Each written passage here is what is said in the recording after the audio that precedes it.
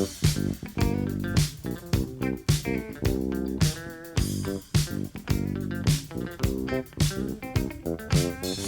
cookies. I love cookies. I love cookies. I love cookies.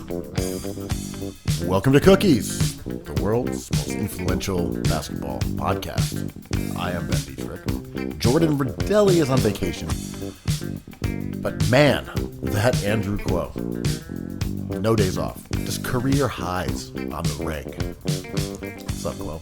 How are you? I'm pretty phenomenal, man. This is the new me. I celebrated the actual New Year this week, and in lunar New Year tradition, it's a year of the Knox, the Kevin Knox. It's gonna blow up, baby. Oh, year of the Matt Ox, aka the GOAT. Well, at this point, that's confusing. At this point, it's Matthew Ox, right? He's a grown ass man now. Is Matt Ox the GOAT? A future GOAT. He is 16 now, so now he's fully into the GOAT conversation. Yeah, sure, he's the GOAT. He's a man. I guess at age 13 we could have said that. Like he's been bar mitzvahed into the rap game. How are his bars? Honestly, I've listened to some of his new tunes. They're pretty good. Mm-hmm. I will say this. Do I think he's going to become a superstar? I don't know about all that. But when you compare him at like age 15, 16, he reminds me a little of Wayne at that age, when Wayne could kind of just naturally rap and then was figuring out what to say and playing with the form. It's a little bit like an NBA player who grows up in a household with a parent who is a professional basketball player. Like, there's certain stuff you kind of just get off the rip from the beginning because you're good at it at a young age. So again, like we're just talking about the young Philly rapper Matt Ox, he has that a bit. He's just really good at rapping at a young age, where now it's trying to figure out, can he say interesting things? Can he brand himself into something that we care about? Can he make good tunes, or is he just like very good and capable and comfortable rapping at a young age? So that's what I mean by like Wayne. We know Wayne turned out to be like a GOAT and a huge star, but part of it was, when you listen to those SQ4 tapes that we've discussed, it's not that he's saying good stuff. It's just that the cadence and the comfort level was just unbelievable. And you knew that this guy was just better than other people at rapping. So maybe Ox can be a GOAT in the year of the Ox. It's a question. It's the basketball question. Is Matt Ox an impact rapper, or does he just have bars? Is he a volume scorer? Does he affect wins and losses? Well, it's also like, is he like a Sebastian Telfair? Is he a young guy who has been surrounded by high caliber basketball and is very good at like this level, but doesn't necessarily have the chops to be like a rap star? Is he just good at what he's doing right now? Yeah. I mean, it's interesting because it feels like you like Matt Ox a lot more than I do. But and now that I'm going back into my memory, he's got bars. He's got jams. He would do well in the cypher with TJ. I mean, I'm not even saying I'm like a Matt Ox fan. It's more that I'm intrigued by what he's doing. I'm like, this guy has a rare talent at this age, and a rare just kind of ability to rap without it being bars. I think that's the key, right? It's not that he's 16 and has bars. It's that he's good at rapping. Two different things. Yeah, which is confusing for not Fat Beats day ones. But there's a difference between bars and being good at rapping, for sure. As somebody who's tried to deprogram from 90s rap, I appreciate people who don't rhyme. I mean, we're going real rapidy rap off the bat, but I would say someone. No. But I would say someone like Buckshot Shorty. If we're going back to like the '90s era, he is beloved as a rapper, but he didn't have bars. He could rap. Really? Lyrics were not good. He just sounded cool. Even Black Moon, really? Oh, go back and listen to him. They're pretty bad. He just sounded great doing it. He had a cool voice. He had that laid back cadence. Well, we always talk about Big L, and it was his birthday this week as well. And I don't think when you go back and listen to Big L, it's not that good. I mean, but he was kind of a punchline guy, though. So he definitely had bars, but Buckshot was just like, bitch, get off my dick. Like, it's real simplistic if you go back and listen to, who got the props or how many MCs. But he sounded cool. Oh, that's fair. Must be the voice.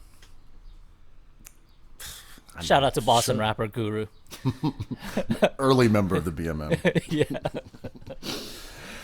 So anyway, yes. Happy Chinese New Year. Thanks, you are a lunar boy. I'm a lunar boys. It was cool. I had dumplings for wealth. Dumplings, noodles, fish, that whole thing. I went down to like Grand Street, which is not the tourist part of Chinatown, which I love too, on Mott Street, that area near Canal.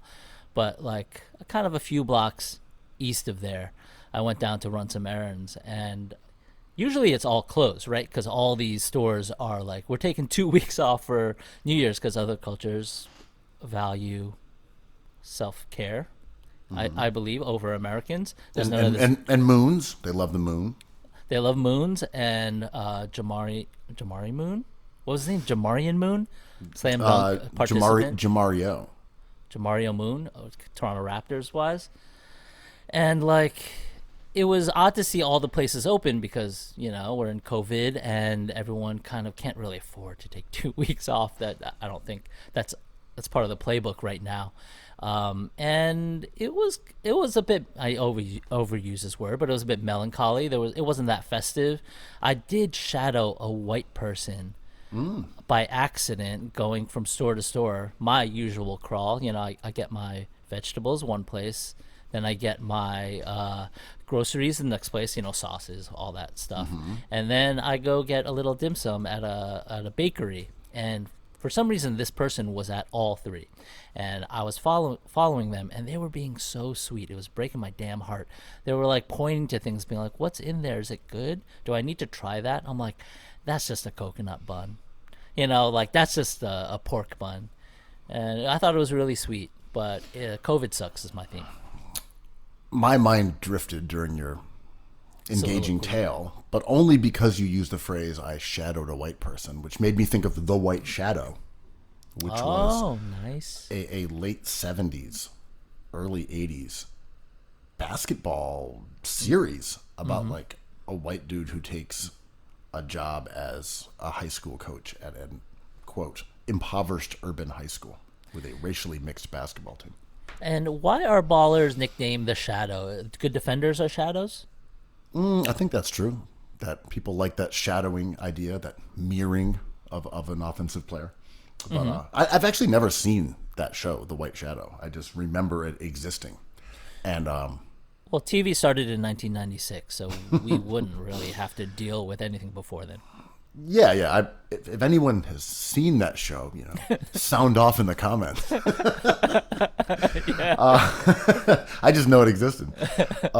But the other part that I was thinking of as you were regaling us with your tale of Chinatown was that I also was down there celebrating the Lunar New Year. I was there with family members and young ones, and they were shooting off the noisemakers that blow a blast of confetti into the air. We had some of the little poppers, whatever those things are called. Those little bang snap things. Yeah, we had some of those. So it felt somewhat festive down there. There was a lot of those things going on. Was there a dragon dance? I think that mostly was the day before. It should be all week. Well, maybe they were. I did not see them. I've gone down there when they go in and out of restaurants and all that, but I did not see dragon dancers.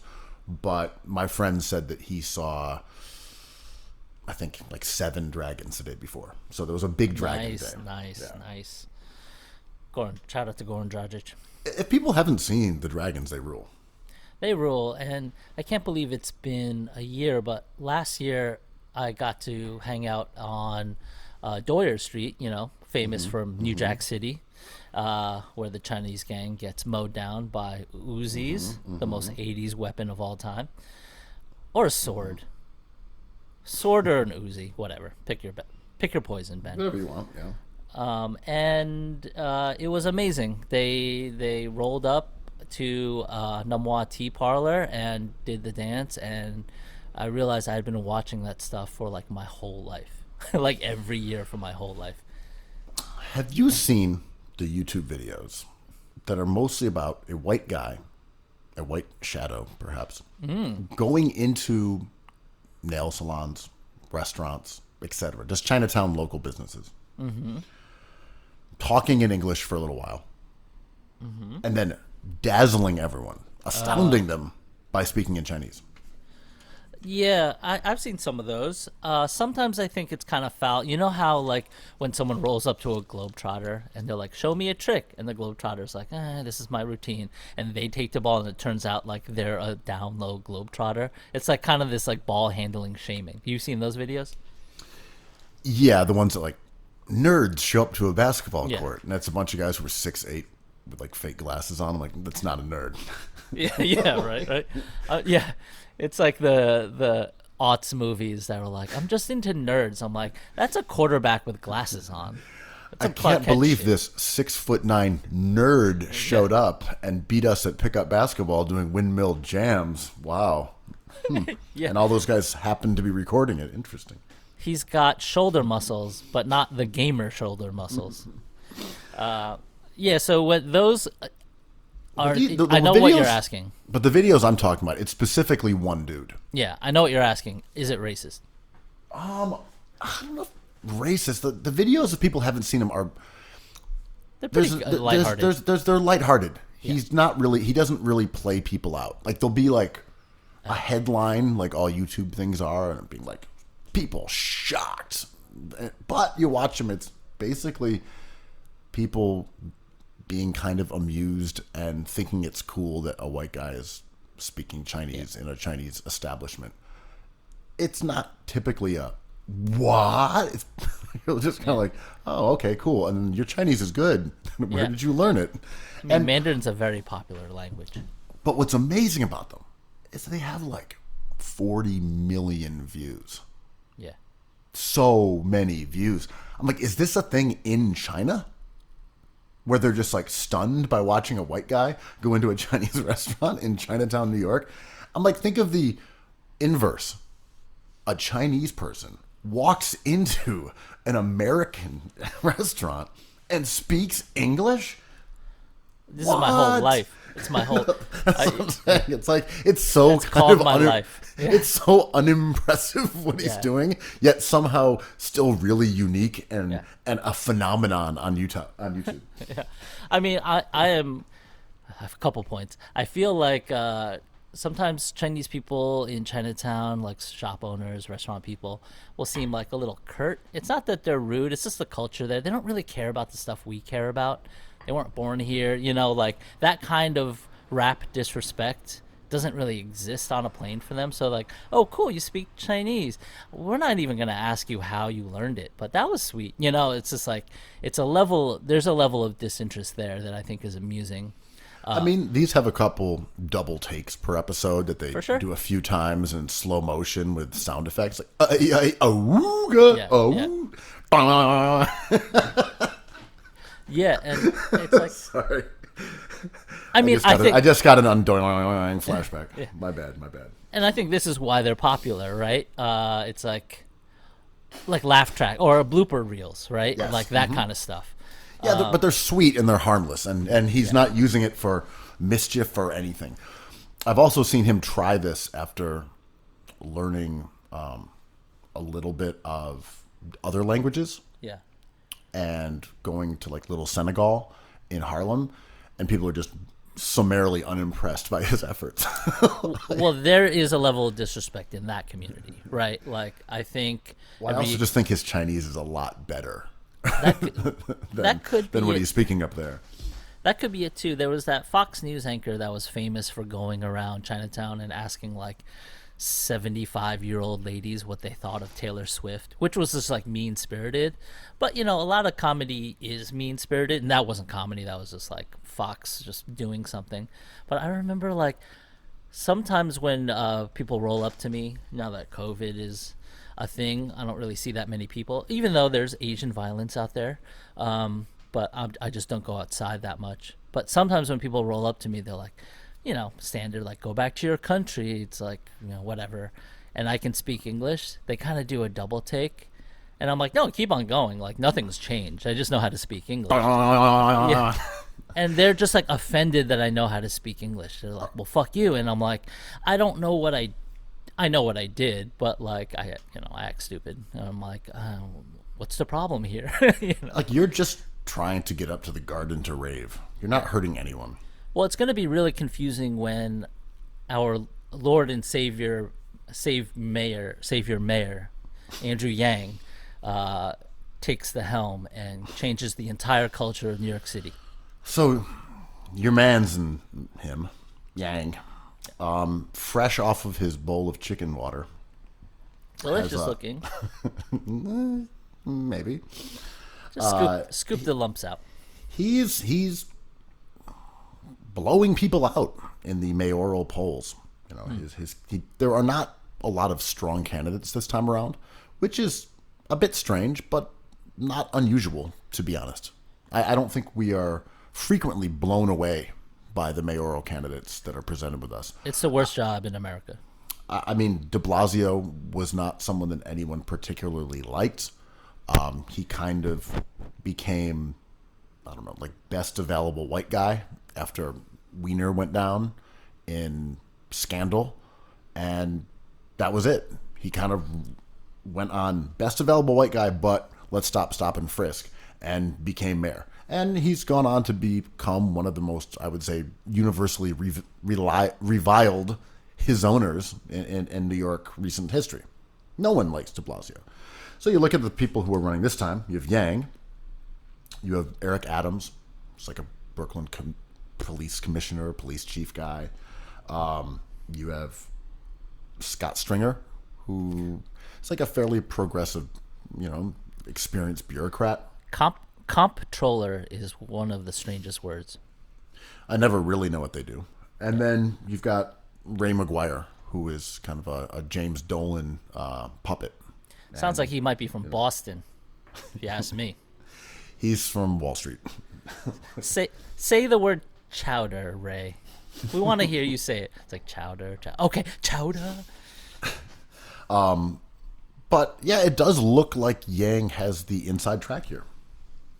He's famous. He's more famous than all these people, right? Like he ran a reasonably well-received presidential run, and he's famous on the internet, man. It's like if I was running up against Yang, I'd be like, we're kind of screwed, right? Yeah, and I mean, if you look at, say, Scott Stringer, right? I kind of like him. I like him. He's qualified. I mean, look, do I think Scott Stringer would be a better mayor than Andrew Yang? Sure. It's hard to tell. But I mean, sure. This is what he does. Like he's been in this mayoral sort of pipeline for a long time. He has a lot of experience. He knows everyone. Well, before it gets too late, I just want to say, like, Andrew Yang has better ideas, right? Maybe, but I just mean overall, like, Stringer's like a pretty conventional progressive. Yeah, what are his talking points? Fuck if I know. Yeah. You know what I mean? I'm just like, we know his credos. He's a fairly progressive guy who's been in power Small at business. various stages in I'm talking about Stringer. At various stages. We know he'll do the work. We'll know he'll be like competent. We know he's part of this political machine. Whether will be another de Blasio, just again like a bureaucrat who is disliked, or he'll be good at the job, I don't know. But going back to your original point, he has about the same amount of Twitter followers as like Cookies Hoops. Which is a lot. A ton. An incredible amount. It's the influence. It's who follows you. But to your point before, Yang has 2 million Twitter followers. He just has a lot more reach. He's famous. He's a celebrity. And also, he knows how to Twitter, right? Like, we talked about this last time. The bananas, the bodegas, the chicken soup. Like, he knows what he's doing. He's a clown or he's a troll. No. The ambiguity is the beauty of Yang's antics. We are the clowns and we are the trolls, and we'll get to the Draymond Green stuff later. But he's sort of just like, oh, you guys are gonna go nuts about this and argue about it, and it's really nothing. I'm doing a political ad in a bodega, and you guys are gonna go insane. And we did. Yeah, but like Eric Adams can do whatever he wants in a bodega, but he's got 3,600 Twitter followers. And I'm not saying that the metric of Twitter is that important, because you can look at, Scott Stringer. Will he get the medical unions? Will he get the healthcare workers? Will he get the Teamsters? There are various voting blocks. Who will get, the Hasidic bloc? Yes, these things all matter, and it's bigger than Twitter. But that platform to get to the media, to have them talk about you, Yang just has an enormous advantage there. Yeah, and months ago when he came out against James Dolan and property taxes, my friend who writes about politics was just like, shouldn't every New York City mayoral candidate have the same stance on this? Like, is this a Yang point of view? Shouldn't this just be across the board? Which was interesting, right? Like, if you're not anti-Dolan, you're not getting votes in New York anymore. I mean, that's kind of what I was talking about with Ray McGuire. Because Ray McGuire is a Wall Street guy who seemingly was picked out by Chamber of Commerce style interests, business leaders, whatever that phrase means. But Dolan is one of them. And if you look at Ray McGuire's campaign thus far, he's raving. It's a rave. Like, his campaign video was done by Spike Lee. He was endorsed by Patrick Ewing. Mm-hmm. I know the same marketing team that works with Madison Square Garden and the Knicks is also working on his campaign. Like, yeah, they have a lot to lose. He's a Dolan candidate. And Dolan told us he was going to do this. He told us, I'm going to get more involved in local New York City politics. Because he, we've always said this, but he has not paid property taxes in 30 years, and he doesn't want to dish out the $30 million a year. That's a lot of pizza. That's a lot of scars. And so when you watch MSG games, which have been a roller coaster this year of emotions, but it's basically a commercial for his Coalition to Restore New York coalition, and basically the ads are pretty incredible. They remind me of someone who's seen Friday Night Lights but doesn't really live not a Friday Night Lights day one, so it's emotional music, black and white. It's like, do you like people? Do you want to help New York? Do you want people to go back to normal? The Coalition to Restore New York. And it's on repeatedly almost every other commercial break. And, he's losing money because those ads cost money. That space costs money. So he's doing it, but it doesn't add up to $30 million that Andrew Yang wants him publicly in the news, wants him to pay in property taxes. Apparently he's put, I think, $4 million into this. It's a drop. This Coalition to Restore New York. Yeah. And Spike Lee will align with him, and Patrick Ewing will, because MSG has treated them very well. I remember I heard... and they're rich. Yeah, and I heard, I think it was David Duchovny I heard on a podcast, and someone finally was like, I'm a big X-Files guy, so I had to listen to that. Not for the Californication takes, for the X-Files takes. And then at the end, they asked him, like, "Oh, you're a super Knicks fan. Like, what do you feel about this team?" And this was during, I think, the Rolando Balkman era or after. And he was dog. Yeah, and he was just like, "I get tickets from that company, so I'm not saying shit." And I'm like, "Right, this is how it works, right?" Spike Lee's not trying to get ousted. No, he wants to watch those games. He's the best fan in the NBA, right? Patrick Ewing loves going back. Yeah, I mean, and even Dolan gave money to the opponent of Max Rose, who was the Staten Island congressman, who had said, that he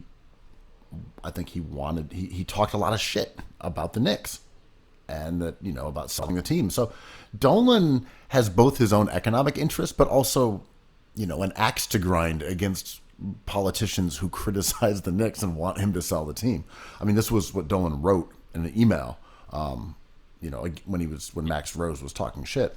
Yeah. Max Rose thinks he can make our team and my ownership his political platform. I need to let him know that we will not stand for this. So he gave a bunch of money to his opponent. The idea of Dolan, I mean, Dolan's interesting because, I think MSG is in the DNA of the city, not only with the Knicks and Rangers, but with if you're a popular performer, you play MSG or Radio City, and Dolan, that's under Dolan's conglomeration. And, when every time a mayoral race happens, you have to mention James Dolan, which is crazy, right? How much of the city he's a part of. So I'm walking around Chinatown on the year of the Knicks, and I'm like, goddamn Dolan. And I don't really fault Dolan for being a bad NBA team owner. Not everyone could be good at this, and he's been pretty not Dolan-esque in the last few years, so I appreciate that. So I'm not really that mad at him, but trying to skirt property tax and trying to create coalitions to frame your point of view is really interesting, right? I mean, it's what rich people do, right? I mean, it's pretty. Interesting, but But isn't this kind of the issue with wealth and its oversized impact on politics? That someone like Dolan, who just has a bunch of shitty, selfish views, has say in mayoral elections because he also owns the Knicks and Cablevision, etc. This is Cablevision, yeah. But you know what I'm saying? He's really rich, so this guy with terrible opinions and bad takes and awful viewpoints on life gets to have more clout than other people. Great. And it's interesting, and it's not hard for someone like Dolan to circle the wagons and keep status quo, like Scott Stringer. I'm sure he has a relationship with him, but Andrew Yang's an outsider, right? He has not really been in politics, let alone New York politics, for that long. So him coming through and being like, oh, there's a bunch of stuff here I can fix, like Cynthia Nixon kind of did that too, and everyone's just like, oh, we're in trouble. We want things to stay the same. We can change, all these people can change for sure, but they'd rather things stay the same. And when Cynthia Nixon comes through or Andrew Yang comes through, as celebrities do in these kind of positions, Schwarzenegger was a governor, but Andrew Yang poses an existential threat to Dolan, right? Maybe. I mean, I think Yang is just kind of a... You don't like him. I like him, but... I know you like him. I don't dislike Yang. I just think he's a horseshit candidate, and I think... that's not to say he'll be a terrible mayor. I think he's lazy. I think he doesn't really care. I think he's running for it because he thinks he can win, and he's a clout demon. Is it because he smiles a lot? Because when you get into the brass tacks of... Shout out to you. No, I think he's incredibly lazy. I think he went upstate and was chilling up there for 9 months, never came back, hate that, right? He didn't do any of the things that anyone running for mayor would do. And he went down to Georgia, was horsing around on CNN, and then came back and was like, yeah, I'll run for mayor. Sure. Wasn't Scott Stringer convicted of corruption not too long ago? I'm not the Stringer guy here. Right. I mean, I do love... And I get the skepticism around Yang. I'm just saying, what is he? He's never particularly seemed to work hard at anything. He's just kind of a dude who, he was presented as a wealthy tech guy, but he really wasn't. Oh, is this about tech? I'm saying he's just kind of been doing this, raising his profile. He ran for president on an idea. Now he's running for mayor. He's on CNN all the time. He's just a clout demon. What do you think working hard as a politician means when you're not a lawmaker? I mean, he wrote a book. His policies are out there. You can Google his policies. He's made it clear. His work just seems to be, in my opinion, boosting his profile. That seems to be what he does. He follows stuff that's online on Twitter and jumps into debates. It's kind of a little bit Elon-esque in that way, where nothing can happen on the web without Elon jumping in. Or Barack Obama-ish, right? No. And I'm not even an Obama guy. Totally different. These guys, that's kind of their thing, is what's the trending topic? How do I talk about that? How do I get that in? Ooh, hype houses. That's what we need. We need that. Cryptocurrency. Hey guys, we're going to make New York... Obama Jay-Z? Like Chance the Rapper? It's not the same thing. It's No? not. And again, But why not? it's just not. You're talking about Barack Obama talking about cultural figures. I'm saying it's Yang saying, okay, we're going to make New York City a capital for cryptocurrency right when that's in the news. It's just him just jumping around. Like there's, I don't know. I know he has like his universal basic income as like the core of his ideology. I think that's cool. I like that idea. I think it deserves to be implemented and thought about seriously. But the rest of his stuff just seems to be what's trending on Twitter: hype houses, cryptocurrency.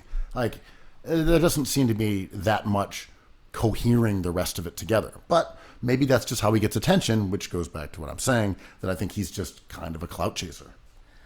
I mean, it's interesting to see and we'll talk about basketball later, but it's interesting to see how it's almost like half the people view Ben Simmons and the other half don't, right? And it's just like, well, no, it's not. Move on.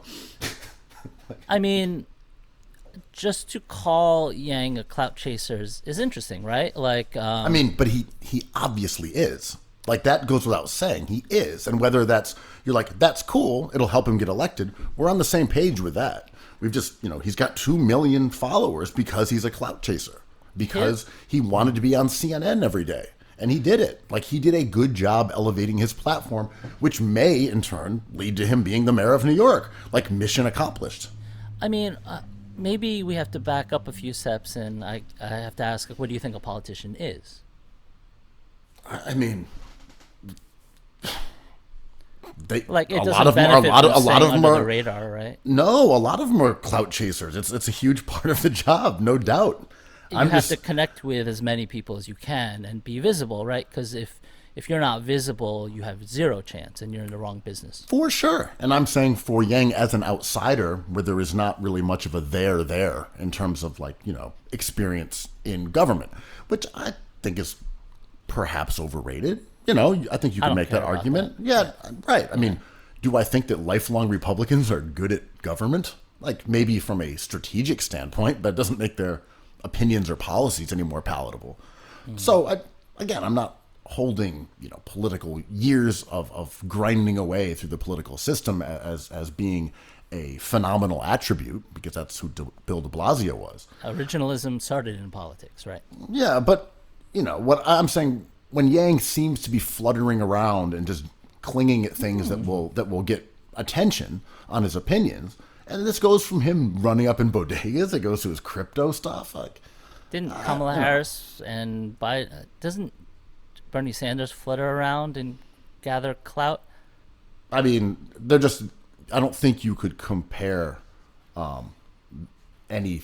I don't think you could find people who are less, comparable than Bernie Sanders, who has spent his entire life in government. He's an originalist. Yeah. I'm saying that's not a comparison. That's not like, well, Bernie flutters around. Like, Bernie's had the same agenda for 30 years. I just think it was an interesting choice of word. That's all. But I like Andrew Yang's story. I like what he cares about quite a bit. I like the fact that he can get into real detail. And he does, if you just go to his website. I like him. I don't know if being a mayor is the best of his use in our society, because I think he will help us, but in one way or another. I do feel like being mayor of New York is a waste of his talents, but also that could propel him to something else. As a thinker, I mean, to me, that's right. But I'm saying that's probably his thing here, right? Is like, well, I can win mayor and then I can run for president again. Like, I mean, I hope so. He's already run for president once. Like, I might as well. I hope so. Like, no, I don't think there's any doubt. And he knows he's not going to be president. But it helps. Like, the UBI thing was laughed at, not so much anymore. And his platform isn't quite UBI. His platform is the whole structure of our society will change with automation. And what he means is like the space this certain skill set and technology occupies will affect our lives moving forward. And if we're not prepared, we won't be prepared. And you can prepare quickly or slowly or whatever. But his whole platform was like, no one else is thinking about this, and I am because I come from this, which is pretty interesting because as COVID dropped after his run for presidency, we're finding out that automation is going to be a big part of our lives, right? Look, I think he has made good points. As an overall candidate, I just am not particularly impressed by him as like. Will you not vote for him? I would rather him be mayor than Eric Adams or Ray McGuire. Like I'm not anti-Yang. I'm just skeptical that he'll be a particularly effective mayor, and like I don't think he really cares about doing the job of mayor, and maybe that doesn't matter. I mean, but who can say? I don't believe in being a dog or like game face. And like Andrew Yang certainly has a sense of humor, a great one, I think. So I like Dwight Howard. I like players who smile. And Dame Lillard. I think Yang is a chiller, and like I don't mind a chiller. I respect chillers. He doesn't have a Dame Dollar disposition, right? He has more of a Joel Embiid disposition. But I don't think that should be confused with someone who doesn't care. Oh no, that's true. I think he does care about the issues that he speaks on. I think he cares emotionally. I just don't think he will do the work. I just don't. There's nothing that indicates he's like a hard worker from what he's done, and especially in even becoming mayor. Like he got on the stage with Joe Biden and Donald Trump, like that. Oh, not Donald Trump, but he got on the stage with Joe Biden and Kamala Harris, and that's not easy. Like just to get to the NBA, it takes a significant amount of luck and work. Maybe they're the same things. And him just being here is an extraordinary. I'm not saying he's not ambitious. And hardworking. I don't know that he's hardworking. I think he's ambitious. I think his work ethic goes in a specific direction, which is the propagation of Andrew Yang mythology and popularity and like name recognition. I think that's true. He does work hard at that. I don't think he has that much interest in the day-to-day life of being a mayor. I think it's a step to running for president again. It's odd because I originally was really taken by him because, of course, he's Asian, which is a shock. And it's really hard for an Asian man to get this level of attention. But also, he had the most concrete ideas of any politician I've ever seen in my lifetime.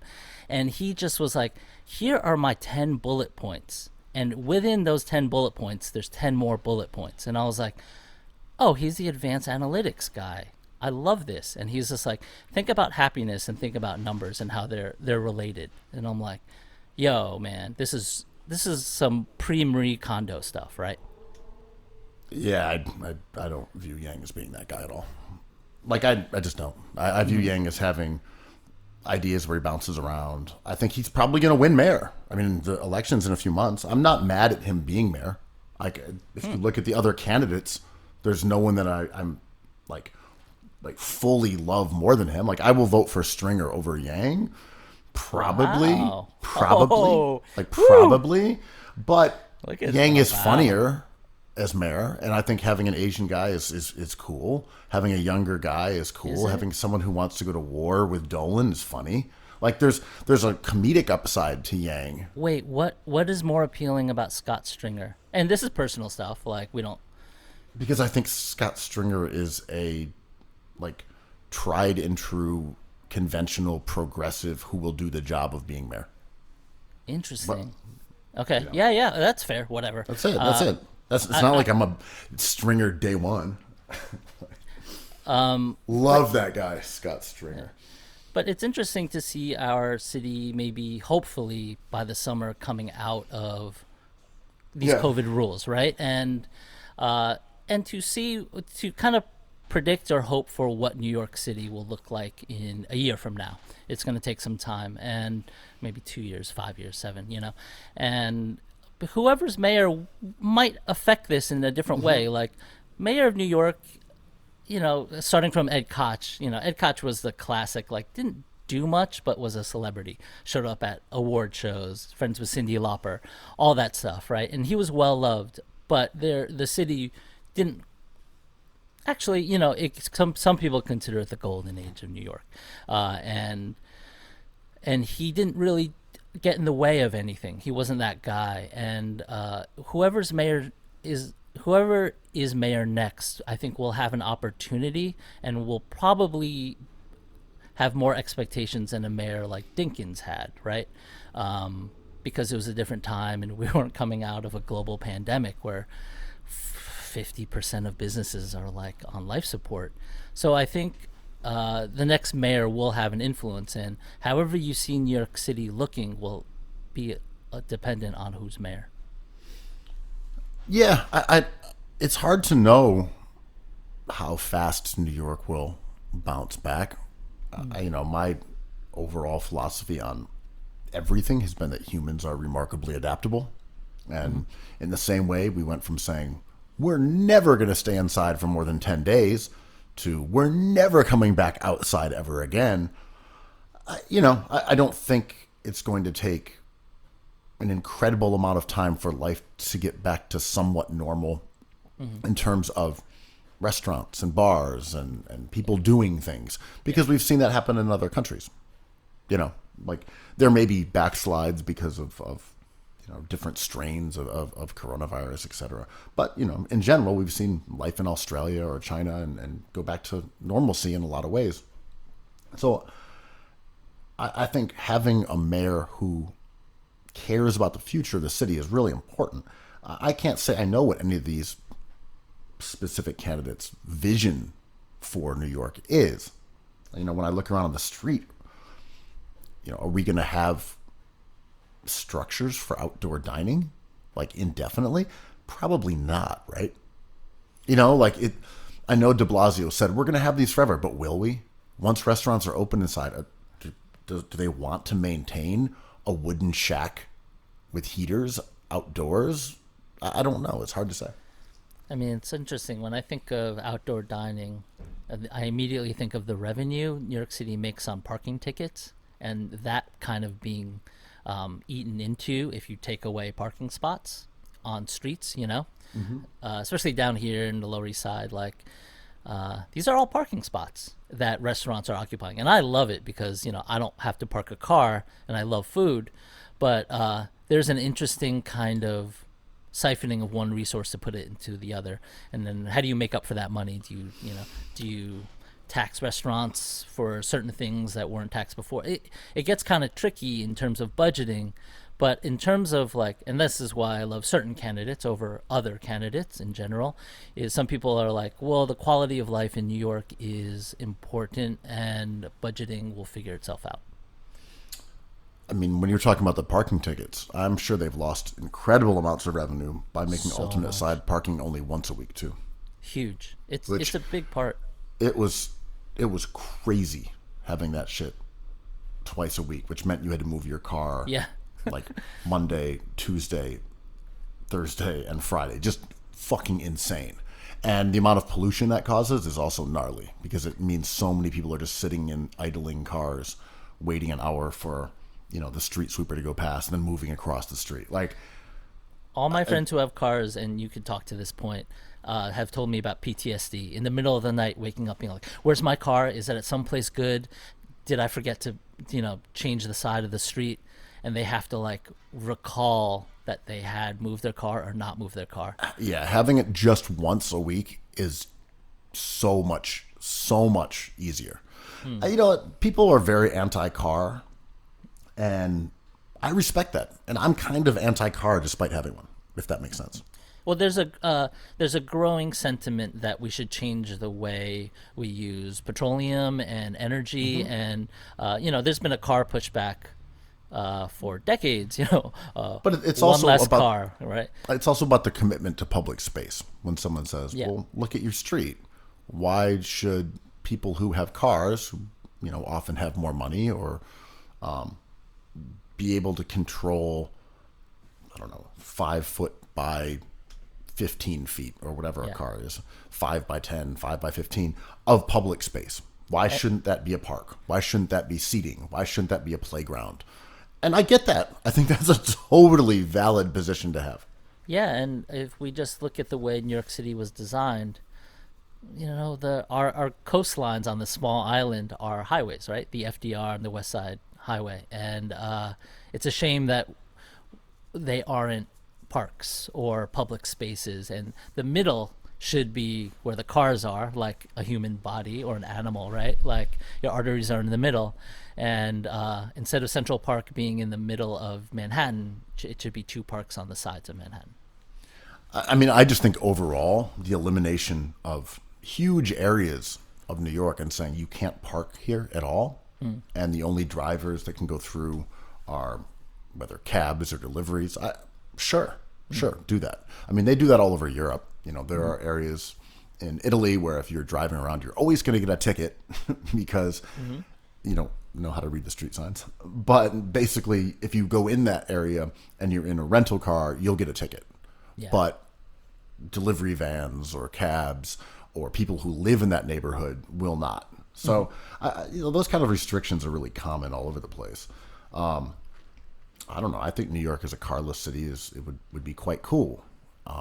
But I also look at, right now, when you look at restaurants opening up spots, and you're like, well, that's less parking, and that's a private business. And then you have these kind of like tech disruptors, but also even like, what's it called? Like Zipcar. So now Zipcars are parked on the street where they used to be in parking lots. And I've seen people discussing this in a New York Times article, and one person who was a customer said, well, these are community cars. No, they're not. I like that voice. Yeah. It's not a fucking community car. It's a rental car. Yeah. It's a rental car that's parked on the street. Yeah. I know they're smaller, they take up less space, but that's a private company. And this has been going on for decades. Like this innovation or this idea has been around for quite a while. Like if you GPS a zip car near you and they give you a code and then you can just get in it. Right. And before it was, people would have to go park them or they'd be in a lot. But now they have special parking on the street for zip cars. Like, get the fuck out of here. Yeah. Zipcar is not some, public company. They're not a subsidiary of New York City. It's a private company that we're just giving parking spots to. No, get out of here. And there's also a recent one that's kind of similar where a company is trying to create like bike lockers, and they're big, kind of plastic or metal gray structures that I guess could fit 7 bikes next to each other. So they're quite large, and they have a roof and they have 4 sides. I guess the one part you would put your bike in and close it and put in a code or however they work. And they would put advertising on the sides. They're like, yeah, this is going to be a big thing for New York City. Get out of here. We don't need massive gray boxes with ads on them around our streets for bikes. Like, you're disrupting poles. Like, put in bike racks. Cool. Bike racks. Great. Put them in there. That's good. But a private company just getting space on New York streets? Get out of here. Not shockingly, I don't really have an axe to grind with any of this stuff, especially with like, if Zipcar doesn't work, they're going to get rid of these cars. And it, to me, there's, when you talked about before that, like, let's say a person who can afford to have a car parking in front of your house because it's a good spot, or parking like a few neighborhoods away from where they actually live because it's a better spot. Like, I've never really like felt a certain way about that, mostly because I don't park cars, I walk and take cabs and stuff. But so Zipcar doing that I thought was interesting, and I know people liked it and didn't like it and kind of like went away. It's hard to tell with COVID. These places who want to have like, their scooters around or bikes, like, I don't really care if it's good and people like it, like, cool. I mean, I don't dislike the scooters that much, but it's more that this idea that it's just kind of grifting to me. It's using people's interest in eliminating cars, using people's interest in bikes and scooters and, more like renewable energy sources and things like that to make it a moral argument for what is a private company. And like that to me is my issue. Like, if you want to say, let's get rid of cars on the streets, I'm like, okay, I hear that. and that will be public space, right? Yes. But you say, actually, you can't park there because a private company is going to use that for something. Well, that to me doesn't fly. It's public space, or you can put your car there. Stop giving it to like companies that want to put shit up. That's where my agenda is. Yeah. Sometimes, like, I remember when people were really mad at Citi Bike because it was branded by Citibank, and they thought it should just be a generic like New York City resource, right? But we lost that kind of anger when everyone kind of loved the service, and it's expanding, and I think they're looking for another sponsor, and every city has these shared bikes that are sponsored by somebody, and unfortunately they're banks a lot because they have that money.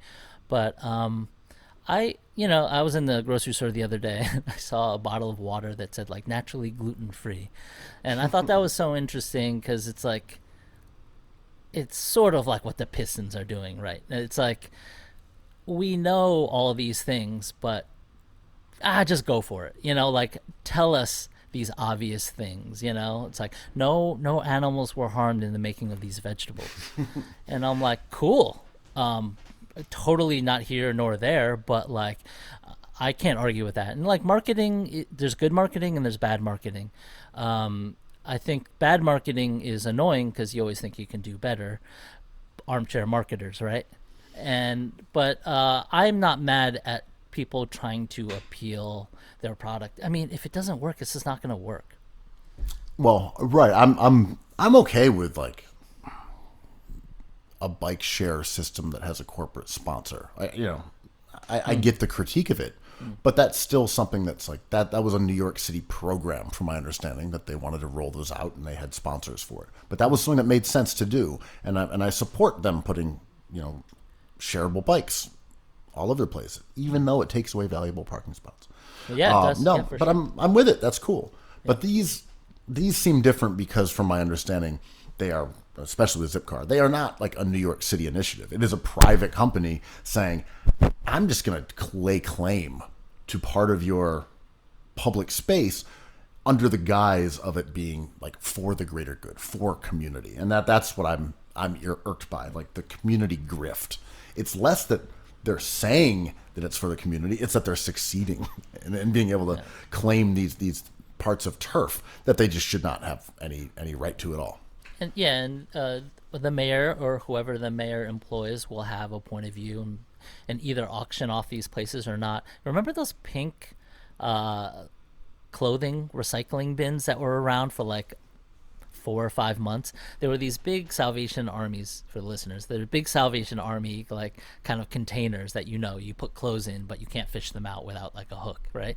And they were colored pink, and they were like everywhere in downtown, and people were just chucking old clothes in there, and it was a big mystery as to where they came from or who was behind it. And it turned out it was just a bunch of entrepreneurs trying to get vintage clothing. Yeah, there was the vintage clothing, and then there were also ones that were not giving them to anyone at all. They were just taking them, sorting them through, and then like shipping them out to like, on the cheap to third world countries or something who like paid that. for it by the pound. Yeah, before they did that, they would be like, is there anything worth money here? And I was like, ooh, that's a tough hustle with some infrastructure, because you need trucks, you need people, you need manpower, you need a lot of pink paint. But those were taken off the streets a little too slow, right? It was up for they were around for weeks. The jig was up, and those things were still there. Still there, right? Yeah. Like, it's sort of like Seinfeld. It's like, someone just stole my purse. It's like, yeah, we'll be right on it. It's like, he's right there. It's like, yeah. But yeah, I mean, I hear there's something, I think, inherently, especially people who live in big cities, there's an inherent skepticism towards business, right? And especially business that seems to occupy a public shared sphere. And if you live on a beautiful street and you see what you're talking about, like an umbrella ride sharing thing with like a flashy logo on it that maybe is designed not in the right way and it's too futuristic or whatever, it strikes some sort of skepticism or fear into the person who looks at it. Like, I almost think like it's more of a marketing issue than a legislative issue, because you're just not hitting the right notes. And we all know everything in New York is auctionable, right? Like the air rights to the Lower East Side went up a few decades ago and changed the entire neighborhood. Yeah, same with Williamsburg. Yeah, Like yeah, that's right. They're just like, okay, cool. Now there's going to be 80-story condos there. It's like there's demand. Okay, should we auction these air rights off? They did. Yeah. One thing that I've always believed should happen is that community board members or whoever approves these buildings should have their name written on the front. Wow, scarlet letter wise, huh? Yeah. Yeah. Oh, you thought that Williamsburg should have condos everywhere? Cool. Your name is on it, on the front. You did it. Cool. That was you? That was you that did that? That disgusting condo that blots out the sun? Your name is right on the front door. Here's the guy who approved this building. Is there an inherent problem there? Because the real estate business is like every other business, right? There's certain people who gravitate towards certain things and stay there, and it's always going to be like one type of name, right? What do you mean? Like the real estate business is run by like not poor people. They're all rich people, and there's a systemic like problem in America, and if you put people's names on buildings, like they're all going to be a certain type of person. Like they're not going to be person me and you like know and grew up with. Well, I'm saying you should put the community board members, the people who allowed this building to be bought and built and constructed, like who paved the way for this building. That to me is more than just like the construction company, because I think you could just find that out. But like, you can find out all this stuff. Yeah. It's so bizarre to me to have lived in New York City for over 20 years, and I don't really know how a condo, say, gets approved on a street in Brooklyn and then built. I don't know how that happens. Yeah. And especially, if you look at a neighborhood like Bed-Stuy, beautiful brownstone blocks, and someone magically gets the rights to build a glass and metal condo on that block. How is that possible? How does that occur? And this odd mystery is something that I don't think most people understand, even if they've lived here a long time. That's what I'm saying. It's like we need some transparency here, because you look at it like, so the neighbors showed up and said, we don't want this. It doesn't fit in with the rest of the neighborhood, of the architecture, of the aesthetic. No one likes this, and yet it's being built. How is that? How is that occurring over and over in every single neighborhood? How does this work? Well, I'm divided on that, because like I love futuristic buildings like Zaha Hadid and MVD, all these great architects, and no one likes these buildings. But I love the Cooper Union, that new-ish building that popped up 15 years ago, and that'll always draw the ire of the community. But to your point, like there's the old AIDS hospital in the Lower East Side that de Blasio kind of sold off in the dead of night and turned it into a condo without asking like the community board what they want to do with it. And it's a beautiful building. It's huge. And I was like, this is so integral to New York City history. It should be turned into an AIDS museum, I think. Like a part of it should be kept there to remind us of like a big part of our city's history, a dark part of our city's history, but like don't turn it into all condos. Like, can we have a discussion about it? Whatever.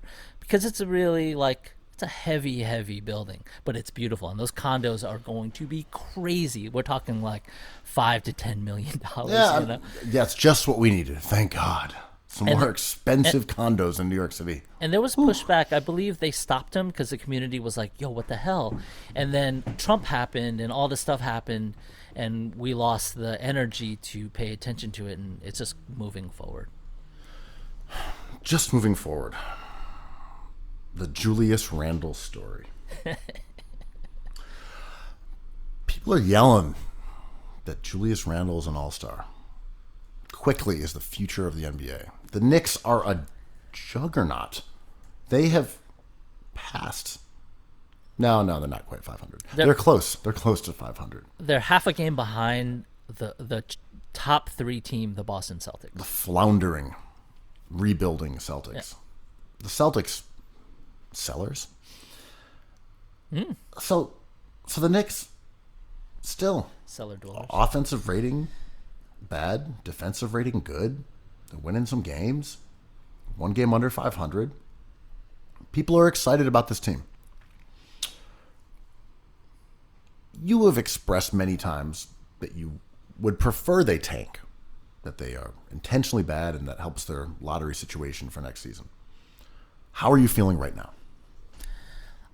I am shifting to being mad at Tibbs just fully. I'm just mad at him. I thought you were happy. No, you're mad. Well, it's awesome to see these players I really like and this franchise I really love do well. Like, they played the Hawks last night, and I'm like, they're going to make quick work of these Hawks, which is crazy to think, right? Because Trae Young, John Collins is okay. Herder, I kind of like Kevin Herder. Like, they have played, Akanu's back. I was like, I would love this team in New York. Like, this is an exciting core of young. Gallo's there, right? But I'm like, the Knicks are going to make quick work of them, and that's annoying because this draft is so good. And so I'm pivoting to just being mad at Tibbs for just being who he is, because he's trying to do his best, and he wants to win games because he's an NBA coach, and they hired him to do a job, and he's doing it. Their defense is good. Their offense is bad. This is a Tibbs thing. And even though Tibbs has had good offenses, he trades for Derrick Rose, right? But I mean, to be honest, Tibbs in Minnesota had a shit defense and a good offense. Just, fair. That's fair. It was out of character for what we Yeah. believe about his philosophy. But that was also their personnel, right? Yeah, exactly. And I think Tibbs acquiring Derrick Rose was sweet, and we talked about how nice of a story that is. But it's annoying to me because if you do everything halfway, you're never really doing anything. And with the draft, it's just math. And I just really pine for these 5 potential stars coming out. There's a couple maybe Cade Cunningham might be a superstar. Well, you might get some of those guys maybe with a Dallas pick if they somehow miss the playoffs, but they're not going to miss the playoffs. Dallas is looking better. I mean, Luka's a beast, and as long as Porzingis is healthy, they're going to make some moves. That team, your boy Josh Richardson is not putting together a comeback season. But I think there was a footage of him just dribbling into the corner, picking up the ball, and just looking around for someone to cut towards him. I've seen that before. I'm just like, I love Josh Richardson because he looks like a cooked fusil, a cooked linguine. And I just love his vibe. He's a nice damp Bucatine. That's true. If Bucatine existed, right? And he seems like a really nice guy. I am a fan of Josh Richardson, the linguini and the man, but as a basketball player, less so. And I always think we got to give all these guys a break, because when he was in Miami, I thought he was pretty tantalizing, right? As like a guard who could block shots, play defense, and maybe develop into kind of a playmaker. That didn't quite happen. He's still a guy that you like to roster, but he has not helped that team. But anyway, I think that team will, like to your point, I think they'll make the playoffs too. Lucas is too good, and Porzingis hopefully will put together a run. But also, that said, you look at the Western Conference, and who falls out? Who falls out? Oh, I know. There's some good teams. Okay, man. Utah, LA again, Phoenix, Portland. They're in. San Antonio right now is 16-11. Maybe they'll slump. You got to target them. Denver's in. Golden State is 2 games over 500. Memphis is 500. Yeah. So it's like, all right, Dallas, you either have to catch San Antonio or Golden State. But one of those two, that's it. Yeah. And I don't know that they're better than Golden State. I've been critical of Curry's laziness, much like Andrew Yang in the past. Curry's doing lighthearted guy. Yeah. Curry's doing what I wanted him to do. He's awesome.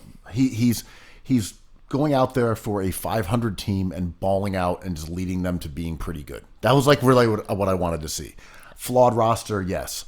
Care enough to go out there and just put in the work and make it.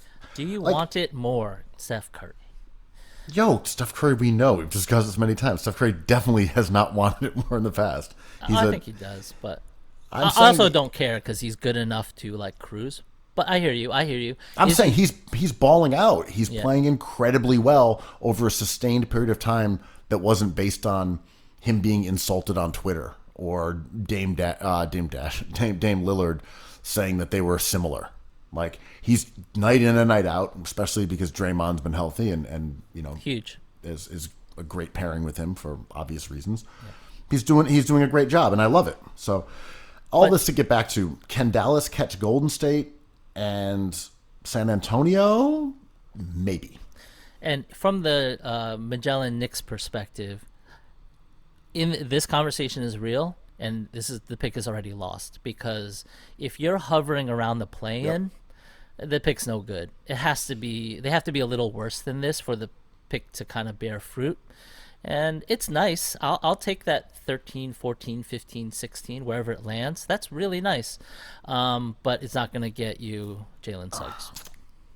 If you were the Knicks, and I don't mean you, I mean the Knicks, they're not looking at the standings and saying, well, if we go on a cold streak, we can maybe, They could.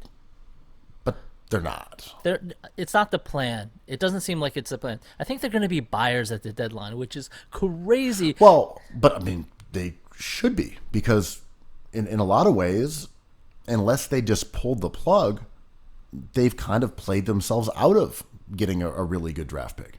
Right now, you look at them, you're like, oh, you're two games. You're 2 games outside of the 4 seed, home court in the playoffs. They're not looking at Detroit and saying, how do we become the worst team in the East? They're saying, can we catch Indiana? What piece could we add to be like right after Brooklyn in the standings? I mean, stuff changes so fast. So in around a week and a half, they went from being in the lottery to being within the 4 seed, right? Yeah. Mm-hmm. So it could change quickly in the other direction. I don't want any player to get hurt. They have depth now, right? Like, their guy, Mitch Robinson, anchoring that defense, is replaced by Nerlens Noel. Like, the God. Not really missing a step there. It's like, well constructed, guys. Like, fuck you. You put together some depth. And I think they're going to be buyers at the deadline for sure, because it seems like they enjoy winning and they're tired of losing. And they've done well by someone like me, right? I'm grateful for them giving us these young players, and I don't see Andrew Wiggins on the team yet. Harrison Barnes ain't here yet, so I can't complain about that. I'm just a little forlorn over these really, really great prospects coming out this season. Yeah, as it appears right now, the Knicks are not getting one of them. It's not happening. So on Twitter, I was saying, like, okay, let's scrap that idea. Fair, like, what I want is not what everyone else wants. So let's say we want altogether we want a good team. We have to do this a different way. And I think there's certain players in the league that they should definitely target. Lonzo Ball and Malik Monk. I think they should try to see what Orlando wants for Mo Bamba, because he's third string behind Birch and obviously your boy Vooch. Just see what he wants. He's from New York. He's got 2 years left. I like you're leaning into this. Like, yeah, get some New Yorkers in this team. Taj, Mo Bamba. Like, yeah, see if like Mark Jackson can get back in uniform. Like, let's take it back to the glory days. Where's Rod Strickland? They've constructed this team based off of that premise, right?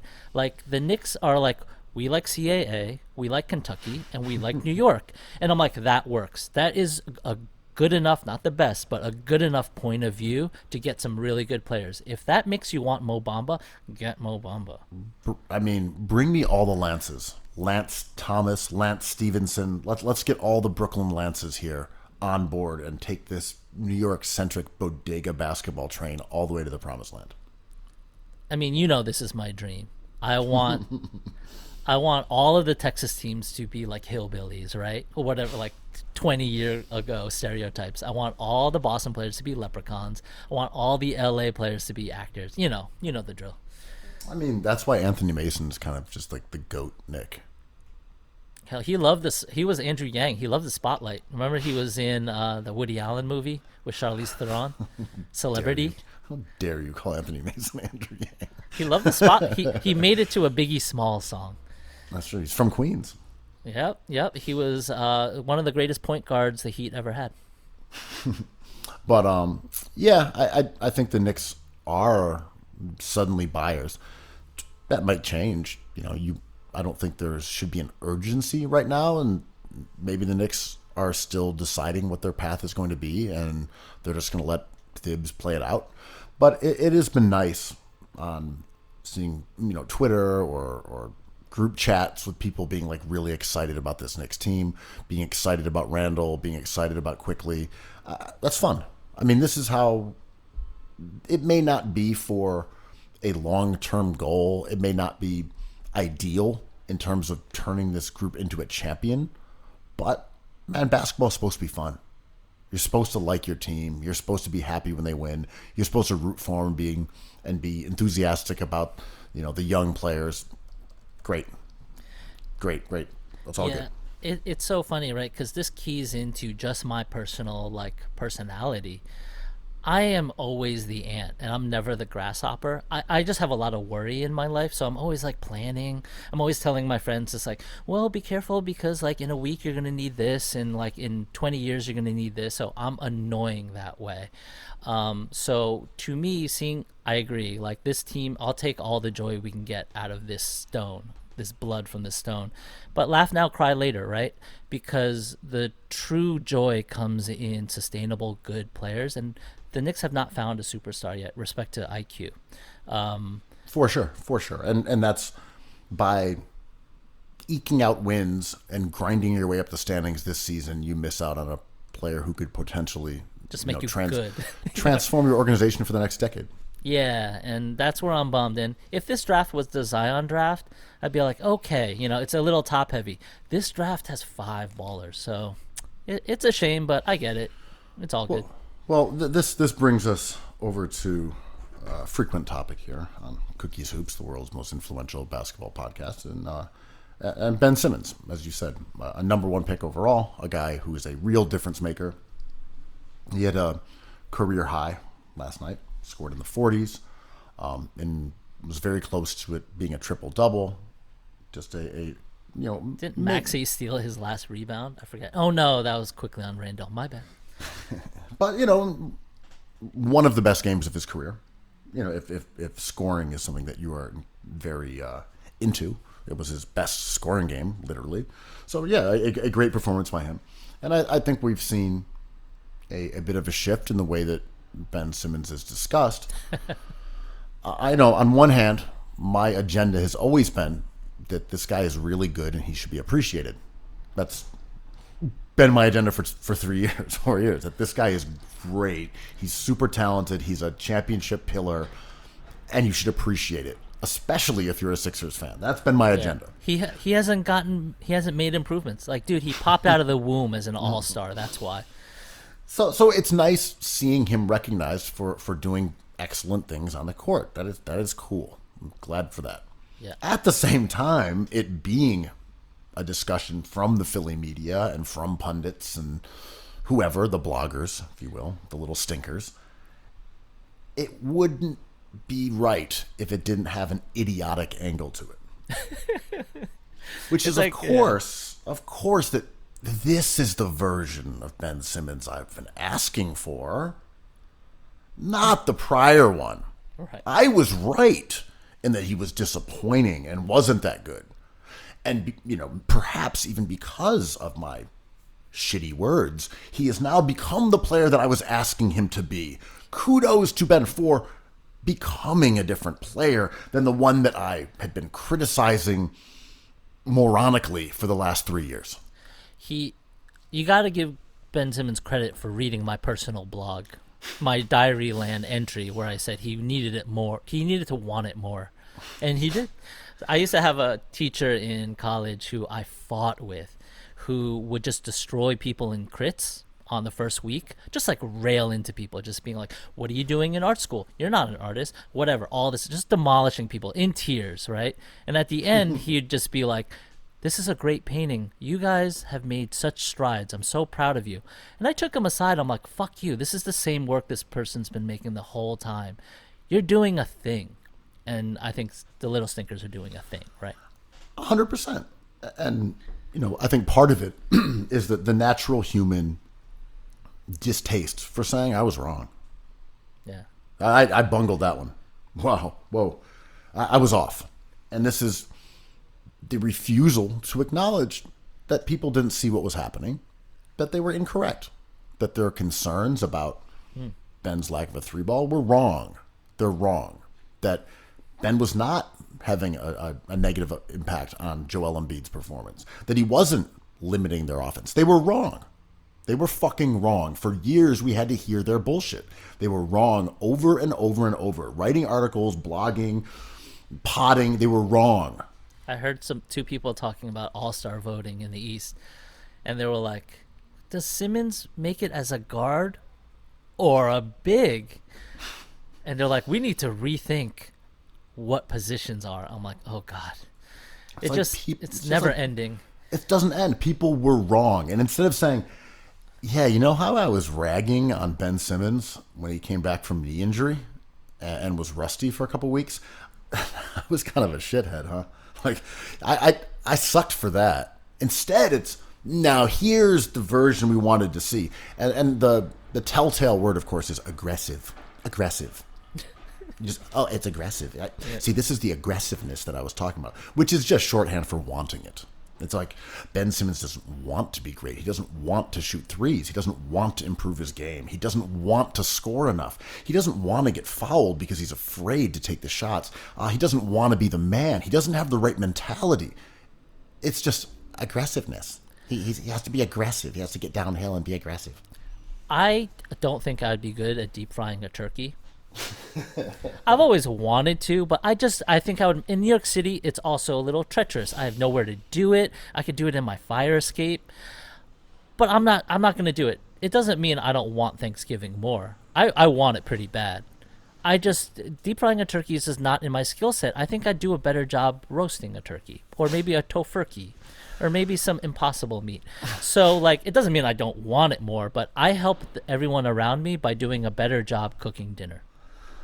I mean, yes. Also, look, Simmons is the same guy who as a rookie reeled off double-digit wins at the end of the season and was the best player on the court against the Heat. He's the same guy who was the best player on the court against Brooklyn the following year and the only guy in the NBA who could slow down Kawhi. He's the same guy who was arguably a top 10 player last season and the best player overall in January before getting hurt in mid-February. That's who he is. Yeah. He's a fucking superstar. He's a superstar. Can I annoyingly tie in the Andrew Yang thing? Not briefly. Damn it! You are incorrigible. The king of the BMM famously went on the radio yesterday. Maury tweeted it out. Listen to this show, Bill Simmons, and was like, "Yo, I just watched Ben Simmons shut down Dame Lillard. Like I've never seen someone shut him. Dame was flustered, man." Ben Simmons is a great defender. I'm like, where have you been for his zillions of minutes? He's been doing this the whole time. And I'm glad, it's less schadenfreude, but, it's joy to my ears to hear people sing his praises because the dude is awesome. And comparing him to Scottie Pippen is selling him short even. I think he has, his game has adapted to modern trends in a way that, I've never quite seen a player like Ben Simmons in my life. That doesn't mean he's the best player I've ever seen. That would be LeBron James. But Simmons is cool. And for someone to say yo, he shut down Kawhi this week, I'm like, isn't that awesome? But it took a long time, but it's awesome, right? Yeah, I mean, honestly, I thought the pod you're talking about with Bill Simmons and Kevin O'Connor, yeah, I thought they were very genuine in their admiration. And I did not view what they were saying in the same terms as a kind of mealy-mouth bullshit from Sixers fans. They were very honest about their opinions on how good he had been playing, and they were seemed legitimately awed. It wasn't these Philly fans who were kind of giving backhanded compliments to reinforce their previous horrific agendas, where they were I was right before, and now they actually just seemed genuine about being impressed. And Yeah. I mean, look, my thing is Ben Simmons was this exact same player all year last season. He was incredible in January. He was easily the best player, the best defensive player in the NBA last season. It wasn't even fucking close. It wasn't close. I had him number one for sure. He did this exact same thing last year, exactly the same way. Yeah, and he is a conundrum. and people were just late to recognizing it. Like, but I'm glad they are. I'm glad they are. But like, stop worrying about your own personal agenda and just respect that he's great. Yeah, and this is my general politics point. I forgot to bring it around. Is like sometimes exposure helps, right? Like, and Ben Simmons played some high-profile games this week, and people got to see him do what he always does, and I'm like, oh, that helps. I always think it's funny when Reggie Miller's like, Nikola Vucevic is the best player you've never heard of, and I'm like, well, it depends on who we are, because like fantasy people know, stat nerds know. People who enjoy basketball know, but casuals like, yeah, Reggie Miller's right. If you're tuning in to watch a superstar play like LeBron James, you may have not heard of Nikola Vucevic, but he's an all-star. Yeah, there's that kind of cliche, right? The guy who is so underrated until he becomes overrated. Right. That was like the Drew Holiday role in the NBA for several seasons. Yeah.